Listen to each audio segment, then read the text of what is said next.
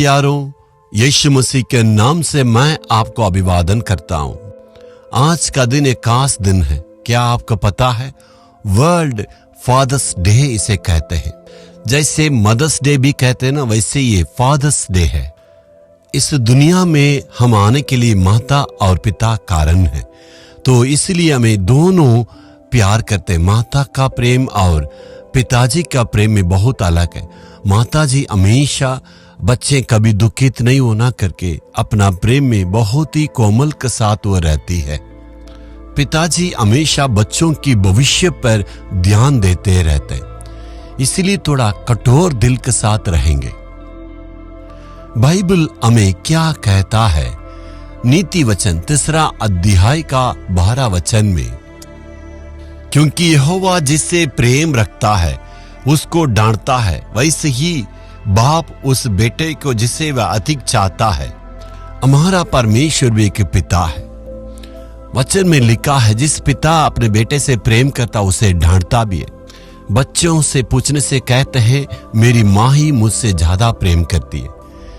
बेटियां भी कहते हैं अपने पिता से ही ज्यादा प्रेम करते हैं। दोनों में बहुत सारे अंतर है। बहुत ही घरों में बेटे अपने पिता से दूर ही रहते हैं, लेकिन अभी का हालत बदल गया है, क्योंकि पिताजी बहुत ही अनुशासन के साथ रखते हैं और हमेशा डांटते रहते हैं। इसलिए बेटे कहते हैं, पिताजी हमसे प्रेम नहीं करते। प्रेम का कारण ही वो इतना डांटते हैं।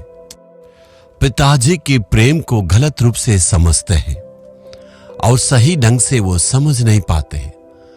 मैं एक भाई को जानता हूं। बेटा परीक्षा लिखा और परीक्षा का रिजल्ट आया। उस बेटा ने कुछ सब्जेक्ट में फेल होने के चलते पिताजी को बहुत गुस्सा हुआ। पिताजी ने उनको एक बार मार के कहे, तुम स्कूल में पढ़ने वाले, इसलिए हमेशा पढ़ाई पर ध्यान देना है। उस बेटा आंसू बहा के वहां से निकल गया। मां का प्यार को देखिए, बेटा पढ़ेगा नहीं तो कोई बात नहीं, वो भविष्य में पढ़ लेगा, अभी मत मारिए, ऐसे ही कहती है। सोने के वक्त में उस बेटा के पास पिताजी गए बहुत ही उदास के साथ। मैंने अपने बेटा को मार दे करके उस बेटा को ध्यान से देखे।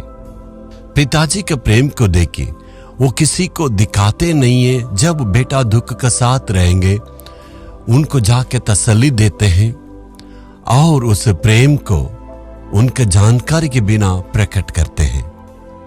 वैसे ही हमारा परमेश्वर भी जिसे प्रेम करता उसे वो डांटता है।